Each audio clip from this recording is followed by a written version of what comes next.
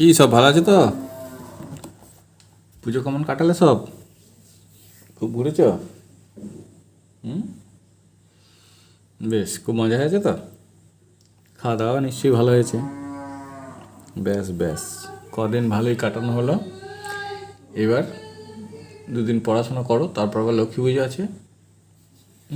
তারপর কালী পুজো চলবে, তারপর পরীক্ষা আছে, কোনো চিন্তা নেই, চালিয়ে যাও। আজকে মিসলেনিয়াস প্রবলেমস 4 এক নম্বরে আছে মিসলেনিয়াস প্রবলেমস 4 এক নম্বরে আছে 75.24 কেজি ইন্টু 3 সমান dash KG dash HG dash DG. এখানে আমরা লিখে নেব কেজি, এইচজি, ডিজি, এগুলোই থাক, আর বেশি লেখার দরকার নেই। এবার তোমাদেরকে এটা লিখতে হবে, এই 75.24 এটা কোন কোন ঘরে লিখব। এই পয়েন্টটা হবে যে ইউনিটে রয়েছে ঠিক তার পরে, পয়েন্টটা হচ্ছে যে ইউনিটে রয়েছে ঠিক তার পরে, মানে এই জায়গায় কেজির পরে। তাহলে 75টা এই ঘরেই লিখে দেবো, কারণ এর আগে আর কোনো আমার ঘর নেই। কিন্তু এই 24 এই দুটোকে আমি দুটো ঘরে লিখব, কারণ দুটো ঘরে লিখব, পরপর চলে যাবে। ইন্টু 3, ঠিক আছে। এবার গুণ করব, তাহলে 3 4 12 2 হাত থেকে 1 7 3 5 15 22 হলো। এটা হলো। এবার দেখো তাহলে ডিজি কত 2, এইচজি কত 7, আর কেজি কত 225। এই পুরোটা হচ্ছে কেজি। তাহলে এটা হলো আমার অ্যান্সার, এটা হলো আমার অ্যান্সার। এবার চলো নাম্বার 2। নাম্বার 2তে আছে 3 কেজি 1 এইচজি 4 জিএম সমান ড্যাশ ডিজি, না ডেকাগ্রাম। এটা করতে গেলেও ঠিক আমরা ওইভাবেই লিখব, কেজি, এইচজি, ডিজি আর জিএম। এইবার পরপর আমরা বসাবো, কেজির ঘরে 3, এইচজির ঘরে 1, ডিজির ঘরে কিছু নেই, গ্রামের ঘরে 4, ডিজির ঘরে মাঝে ফাঁক থাকবে না, এখানে 0 বসবে। এইবার যে ইউনিটে আমাকে অ্যান্সারটা দিতে হবে তারপরে পয়েন্টটা হবে, তাহলে এই ইউনিটের ডিজির ইউনিটে অ্যান্সার, তাহলে এখানে পয়েন্ট। তাহলে কথা হলো 310.4 ডিজি। ওকে, নেক্সট নাম্বার 3। নাম্বার 3তে হচ্ছে রুপিস 0.65 ডিভাইড 13 সমান রুপিস ড্যাশ। রুপিস 0.65 ডিভাইড 13 আমরা সমান রুপিস ড্যাশ। আমরা ডাইরেক্ট ডিভাইড করে দিতে পারি, যেমন 0.65কে 13 দিয়ে ডিভাইড, 1300 হলো। এইবার শোনো, এই পয়েন্টের পরের ডিজিট নামাতে গেলে পয়েন্টটাকে উঠিয়ে এখানে নিয়ে আসতে হয়, কোসেন্টে নিয়ে আসতে হয়। পয়েন্টের পরের ডিজিটটা যখন নামাবো তখন পয়েন্টটাকে উঠিয়ে এখানে নিয়ে যেতে হবে। তাহলে এরপর 6 নামলো, দেখো ডিভাইড হবে না, তাহলে 5টাকেও নামাতে হবে। আমরা জানি পরপর দুটো নামাতে গেলে এখানে আর একটা 0 দিতে হয়, পরপর দুটো নামাতে গেলে একটা 0 দিতে হয়, 0 দিলাম। এইবার 5টা নামলো, এবার 13 5 যা 65 মিলে গেল। তার মানে কথা হলো 0.05 রুপিস 0.05। এই হচ্ছে আমাদের নাম্বার 3। এবার দেখো আছে নাম্বার 4। আচ্ছা, তাহলে 4 নম্বরে কি আছে, হোয়াট ইজ ট্রায়াঙ্গেল। ট্রায়াঙ্গেল হচ্ছে a plane figure a plane figure bounded by 3 line segments is called a triangle. A plane figure bounded by 3 line segments is called a triangle. তাহলে triangle is a plane figure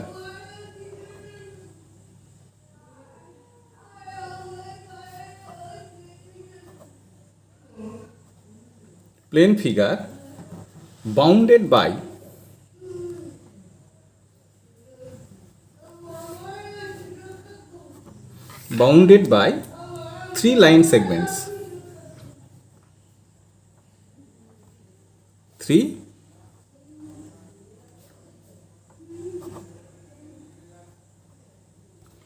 line segments. তাহলে কি বললাম? Triangle is a plane figure bounded by 3 line segment.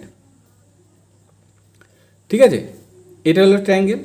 এবার যদি তুমি ট্রায়াঙ্গেলের একটা example দিতে বলো তাহলে হবে এইরকম, এটা একটা লাইন, এটা একটা লাইন, আর এই একটা লাইন, এই তিনটে লাইন সেগমেন্ট মিলে এটা হচ্ছে একটা ট্রায়াঙ্গেল। এখানে আমরা নাম দেবো এ বি সি। তাহলে therefore here A B C is a triangle. Here ABC is a triangle. হলো। নেক্সট হবে 5 নম্বর। 5 নম্বরে আছে what is quadrilateral. What is quadrilateral?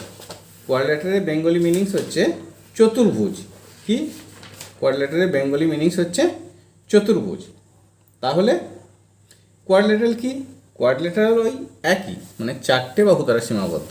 এটা হচ্ছে 3 লাইন সেগমেন্টস, এটা 4 লাইন সেগমেন্টস। তাহলে লিখব quadrilateral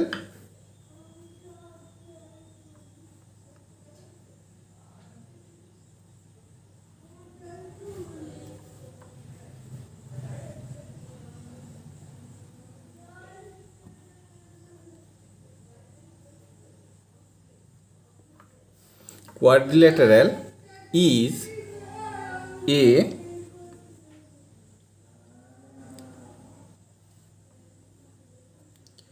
geometrical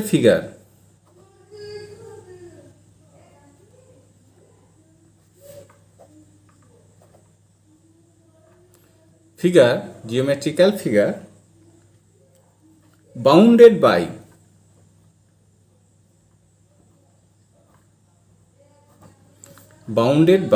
4 line segment.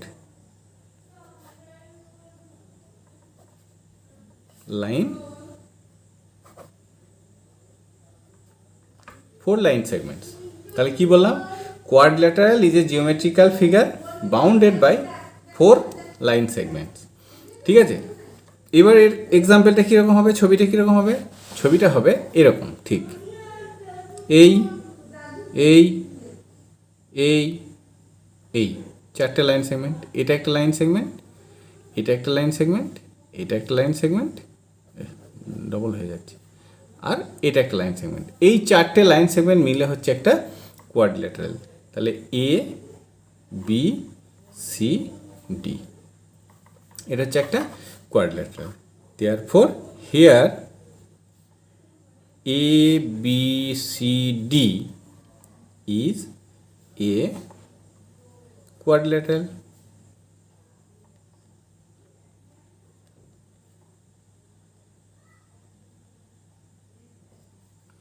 Quadrilateral. ঠিক আছে, here ABCD is a quadrilateral. ওকে, এটা গেল নাম্বার 5। এরপরে আছে নাম্বার 6।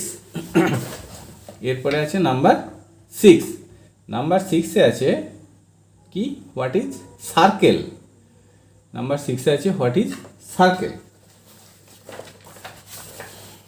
নাম্বার 6-এ আছে হোয়াট ইজ সার্কেল। সার্কেল কি?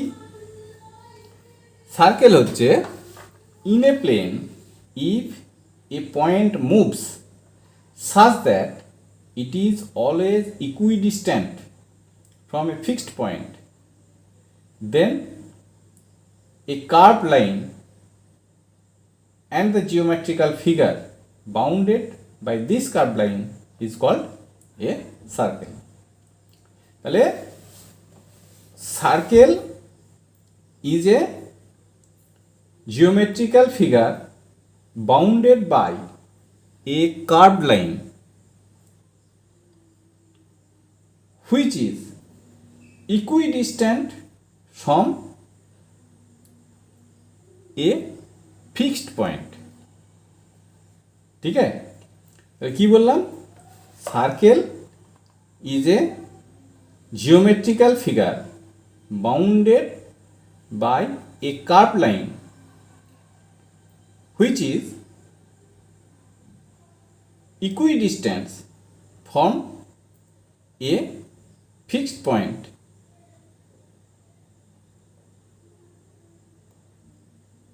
from the in the circle, in the curved line. ঠিক আছে, তাহলে কি হলো? তাহলে আমরা কি লিখব? What is circle? অ্যান্সার কি লিখব?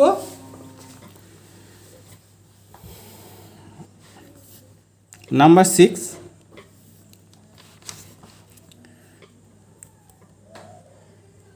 circle is a geometrical figure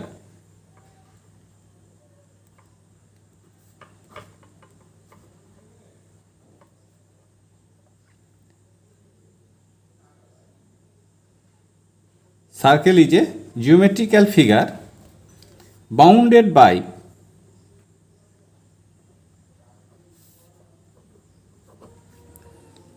a curved line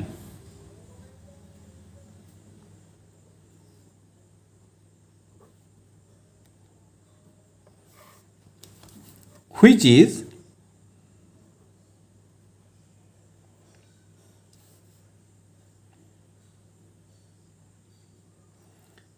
এটা হুইচ ইজ না লিখে লিখবে curve line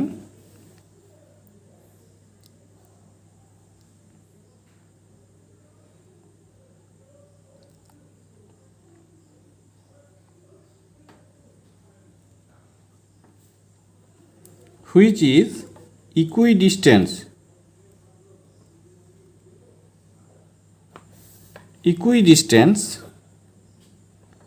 from a fixed point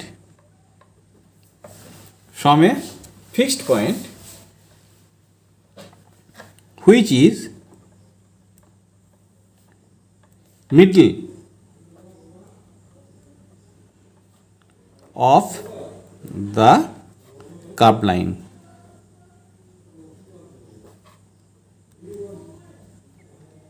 Which is equidistant from the middle of the curved line. ঠিক আছে, circle is a geometrical figure bounded by a curve line which is equidistance from a fixed point comma which is middle of the curve line. ঠিক আছে, এটা হলো।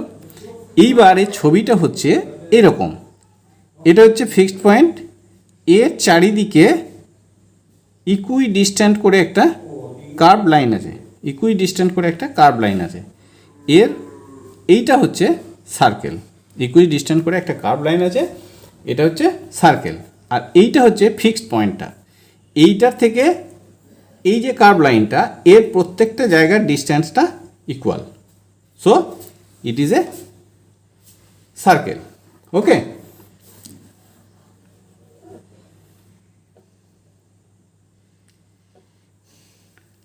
Hello, বেশ, এটা number 6। এরপরে আছে নাম্বার 7। এবার এখানে আরেকটা জিনিস তোমাকে বলি, এই যে ফিক্সড পয়েন্ট এটাকে বলা হয় সেন্টার। হ্যাঁ, এখানে লিখে দিচ্ছি আমি, the fixed point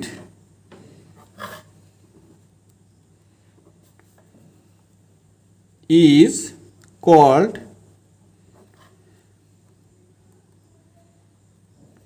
centre of the circle. ঠিক আছে, তাহলে এটাকে বলা হচ্ছে সেন্টার অফ দ্য সার্কেল। বেশ, এবার চলো নাম্বার 7 না হচ্ছে what is parallel lines. What is parallel lines? Parallel lines হচ্ছে কি, যে সেম ডিস্টেন্সে থাকবে। যেমন দুটো লাইন, তাদের ডিস্টেন্সটা অলওয়েজ সেম হবে। যেমন ধরো তোমরা রেল লাইন দেখেছো, এই রেল লাইনের দুটো লাইন যে পাতা থাকে তাদের মাঝের ডিস্টেন্সটা দেখবে সবসময় সমান থাকে, এটাকে বলা হচ্ছে প্যারালাল লাইন্স। তারপরে দেখবে একটা দরজার ফ্রেম, দুপাশে দুটো ফ্রেম থাকে, দেখবে মোটা কাঠ থাকে, সেগুলোকে বলা হয় দরজার ফ্রেম। সেই ফ্রেম দুটোর মাঝে যে ডিস্টেন্সটা, দুটো দেখবে সবসময় সমান দূরত্বে আছে। এটাকে যদি আমরা দুটো লাইন ইমাজিন করি, তাহলে এই দুটো লাইনকে বলা হবে প্যারালাল লাইন্স। এই দুটো লাইনকে বলা হবে প্যারালাল লাইন্স। ঠিক আছে, তাহলে আমরা এর ডেফিনেশনটা কি লিখব? If two or more line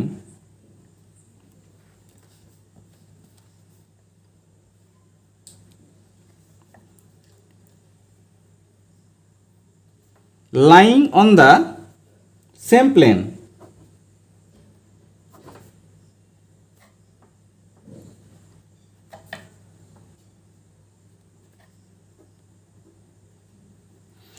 lying on the same plane never intersect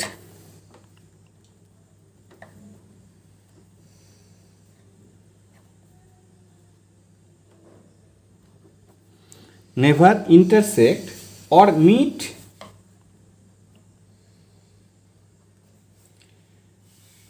even if extended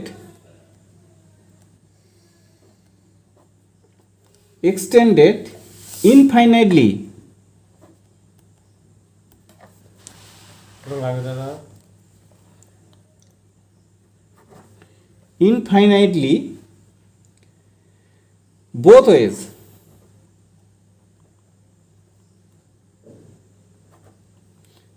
ways are called parallel lines.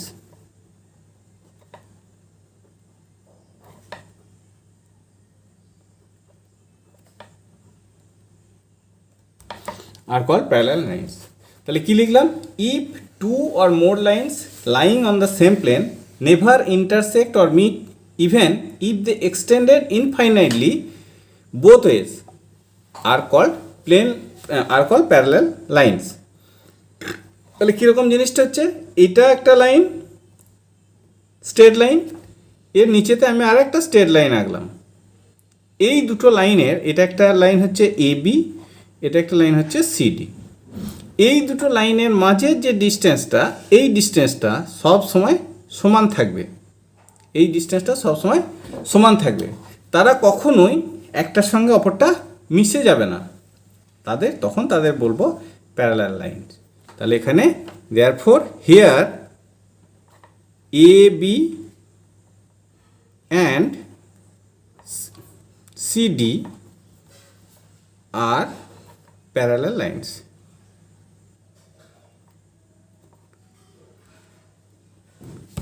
ওকে, বোঝা গেল ব্যাপারটা?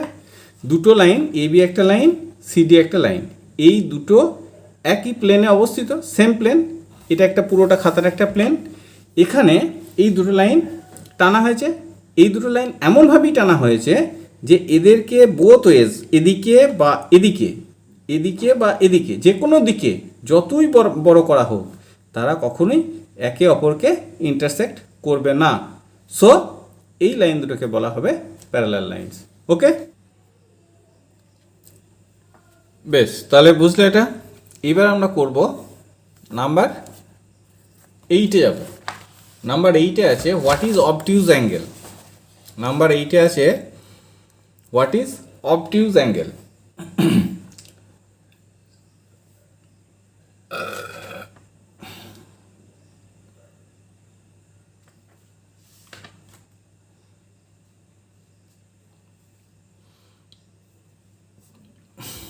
অবটিউজ অ্যাঙ্গেল কি? অবটিউজ অ্যাঙ্গেল হচ্ছে the angle whose measure is more than 90 degree but less than 180 degree is called an obtuse angle. The angle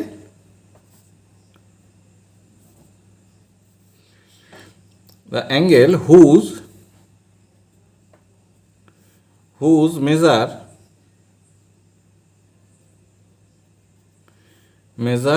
is more than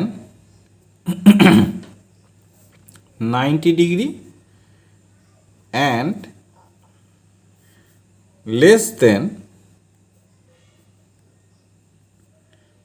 180 degree is called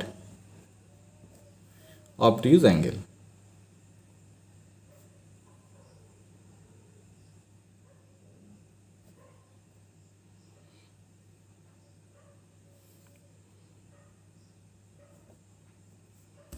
ঠিক আছে?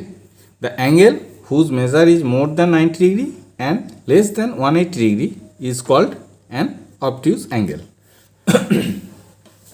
এবার ছবিটা কীরকম, ফিগারটা কীরকম হবে মনে করো, এইটা আর এই দিকে টানছি আমি, এটা এ বি সি, এই যে অ্যাঙ্গেলটা হলো এটা হচ্ছে অবটিউজ অ্যাঙ্গেল। এ বি সি যে অ্যাঙ্গেলটা হলো সেটা হচ্ছে অবটিউজ অ্যাঙ্গেল। ঠিক আছে? এটা দেখো 90 ডিগ্রি হলে এই সোজা হতো, মানে এইখান থেকে এটা, আবার 180 ডিগ্রি হলে এই সোজা হতো, এই লাইনটা এই সোজা হয়ে যেত, এই লাইনটা এই সোজা চলে আসতো, তাহলে এই গোটাটা হতো, তাহলে 180 থেকে ছোট হচ্ছে আবার 90 থেকে বড় হচ্ছে, তাহলে এটাকে বলা হচ্ছে obtuse angle. Therefore here angle ABC is an obtuse angle.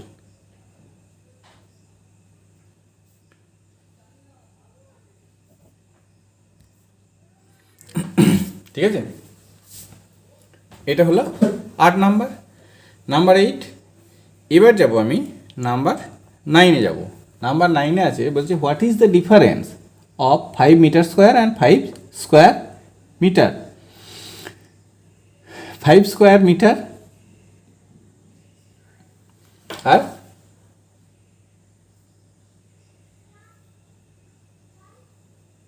5 metre square. 5 metre square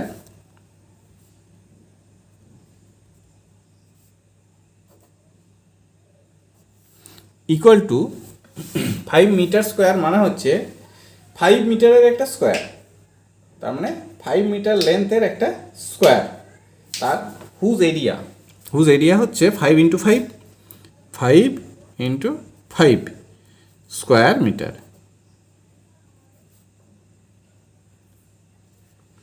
ঠিক আছে? সমান হচ্ছে 25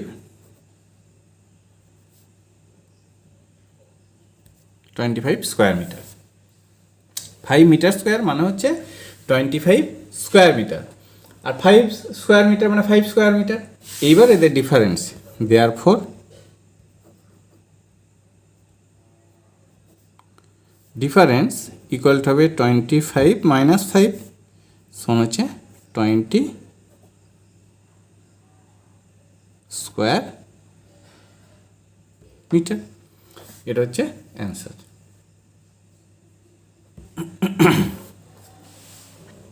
হলো, এটা নাম্বার 9 হলো। এবার আসবো নাম্বার 10-এ। নাম্বার 10-এ আছে in how many ways 66 can be expressed as the product of two whole numbers. In how many ways 66 can be expressed as the product of two whole numbers. তাহলে 66কে কত উপায়ে দুটো হোল নাম্বারের product হিসাবে convert করা যাবে। যেমন হচ্ছে 1 ইন্টু 66 একটা হলো, 2 ইন্টু 33 হবে,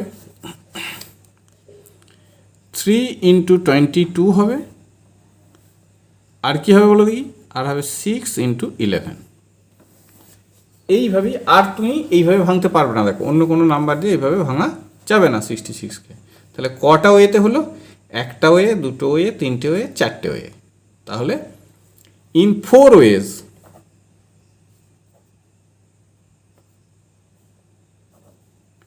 in 4 ways 66 can be expressed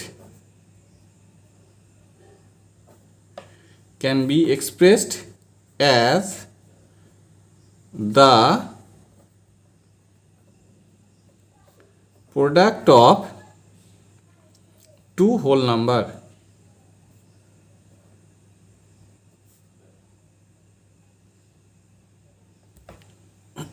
product of two whole numbers. Okay, এটা হচ্ছে আমাদের অ্যান্সার। হলো, এই গেল। এটা হচ্ছে নাম্বার 10। এবার বলছে নাম্বার 11। নাম্বার 11 আছে, monthly income of a man is rupees 21,000, 21,000. He spends in 7 days what he earns in 5 days. He spends in 7 days what he earns in 5 days. In how many days he will save rupees 10,000? In how many days he will save rupees 10,000? তাহলে সে একদিনে কত save করে সেটা বের করো। একদিনে কত save করে সেটা বের করো। মান্থলি ইনকাম হচ্ছে 21,000, তাহলে 30 days income is rupees 21,000. 30 days income is rupees, 1 month মানে আমরা সাধারণত 30 days ধরে নিই। তাহলে 30 days ইনকাম ইজ রুপিস 21,000. তাহলে 1 days ইনকাম কত? 1 days ইনকাম হবে রুপিস 21,000 ডিভাইড 30। এবার আমাকে 5 days ইনকাম বের করতে হবে। 5 days ইনকাম ইকুয়াল টু হবে, এটা ডিভাইড করলে হবে 700 ইন্টু 5 ইন্টু 5 সমান হবে 3,500। এটা হচ্ছে আমার 5 days ইনকাম। এইবার এইটা মানেই হচ্ছে আমার এটা মানেই হচ্ছে আমার 7 days স্পেন্ড। এটা মানেই হচ্ছে আমার 7 days স্পেন্ড। তাহলে 7 days স্পেন্ট ইজ রুপিস 3,500 মানে 3,500। তাহলে 1 days স্পেন্ড ইজ কী হবে? রুপিস 3,500 ডিভাইডেড বাই 7 সমান রুপিস 500। এটা হচ্ছে আমার 1 day স্পেন্ড। এইবার 1 day স্পেন্ড হচ্ছে 500 আর 1 day ইনকাম হচ্ছে 700। তাহলে 1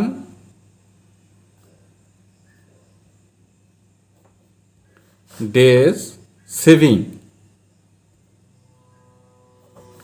ইকুয়াল টু হবে রুপিস 700 মাইনাস রুপিস 500 সমান হচ্ছে রুপিস 200। এটা হচ্ছে আমার ডেইলি সেভিং মানে 1 days সেভিং। এবার আমাকে কত টাকা সেভ করতে হবে? 10,000। 10,000 আমি কত দিনে সেভ করব? তাহলে therefore rupees 10,000 will be saved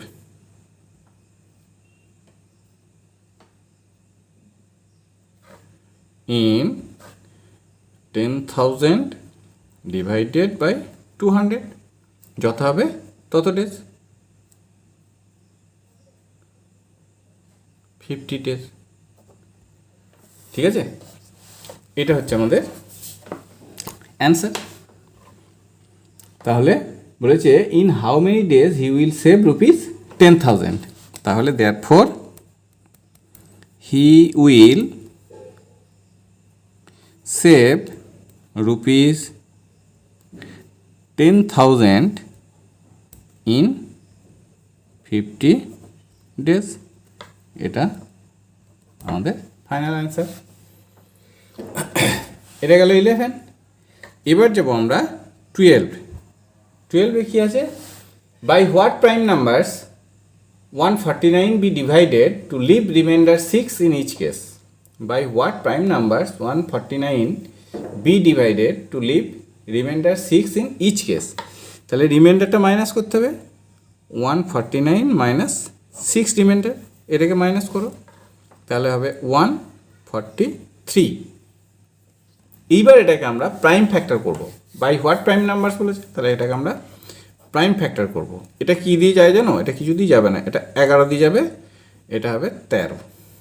এই 11 অ্যান্ড 13, 11 অ্যান্ড 13, এই দুটো হচ্ছে prime number. Therefore prime numbers আর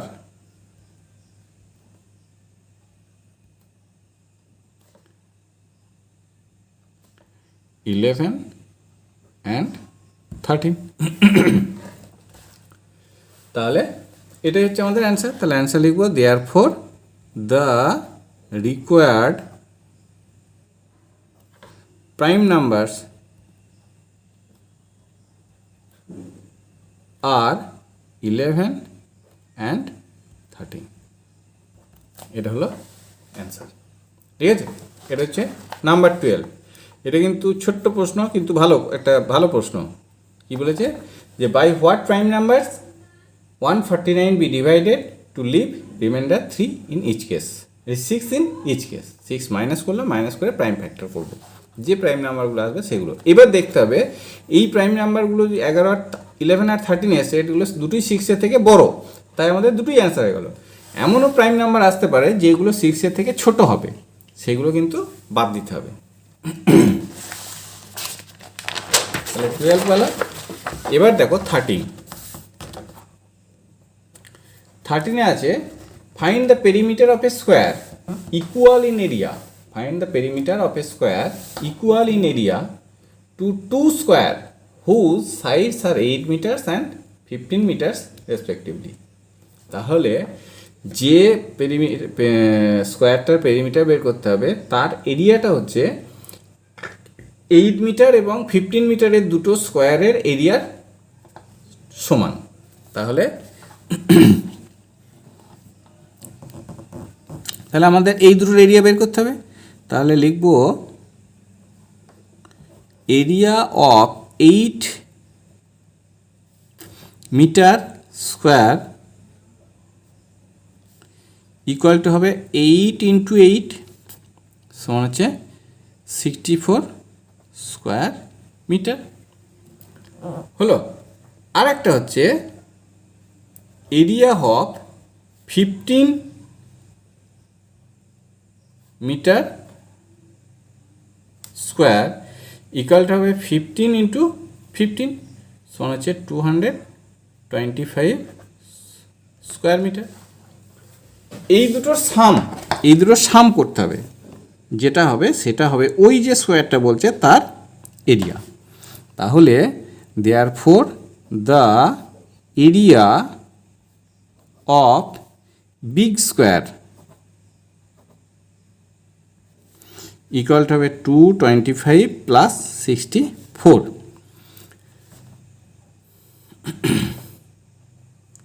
289 স্কোয়ার মিটার। এটা হচ্ছে যে বিগ স্কোয়ারটা তার এরিয়া।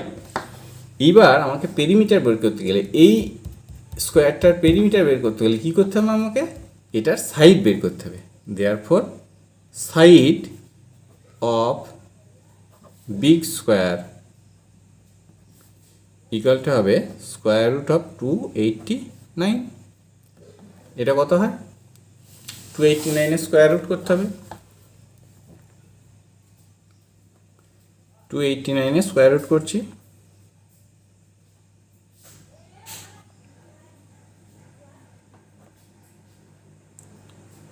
ডবল নামবে, এটা ডবল হয়ে যাবে 2 হবে।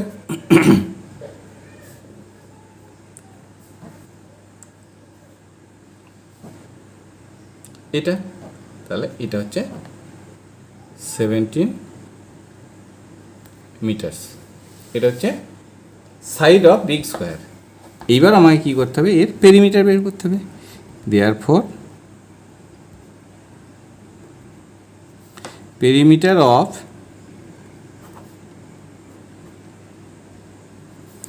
ইকুয়াল টু হবে 4 ইন্টু সাইড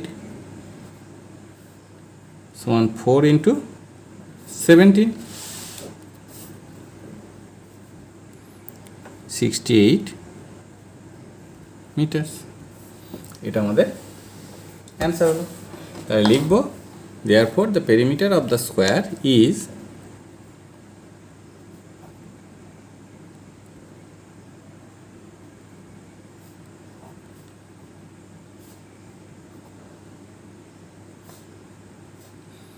(68 মিটার্স। অ্যান্সার, এটাই আমাদের অ্যান্সার হলো। এটা 13 হলো। এবার যাব আমি 14। The perimeter of a square garden and a rectangular garden are same. The perimeter of a square garden and rectangular garden are same. The breadth of the rectangular garden is 1/3 of its length. The breadth of the rectangular garden is 1/3 of its length. Find the area of the square garden if the length of the rectangular garden is 48 meters. তাহলে length of the rectangular garden বলেছে 48 metres. সেটা লিখব, length of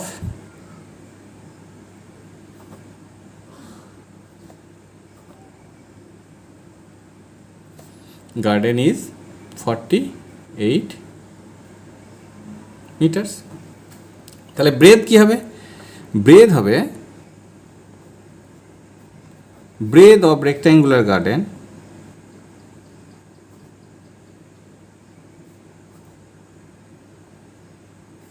equal to হবে 1/3 into 48 সমান হচ্ছে 16 metres হলো। এটা হচ্ছে লেন্থ আর ব্রেথ পেয়ে গেলাম রেক্ট্যাঙ্গুলার গার্ডেনের। এবার বলেছে perimeter of the square garden and rectangular garden are same. তাহলে আমাকে পেরিমিটার বের করতে হবে। তাহলে perimeter of the rectangular garden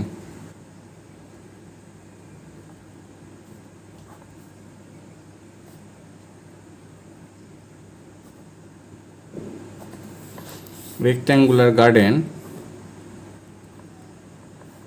equal to হবে 2l প্লাস বি সমান হচ্ছে 248 প্লাস 16, 2 ইন্টু 64 সমান হচ্ছে 128 মিটার্স। এটা হচ্ছে perimeter of the rectangular garden. এবার কি বলেছে দেখো, বলেছে perimeter of a square garden and a rectangular garden are same. তার মানে রেক্ট্যাঙ্গুলার গার্ডেনের পেরিমিটারটাও এটা, তাহলে স্কোয়ার গার্ডেনের পেরিমিটারটাও এটাই হবে। দেয়ারফর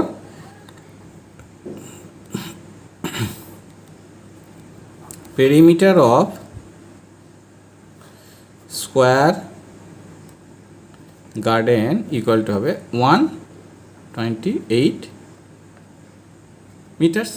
এটাই হবে স্কোয়ার গার্ডেনের যা, আবার রেক্ট্যাঙ্গুলার গার্ডেনেরও তাই। Therefore side of the square garden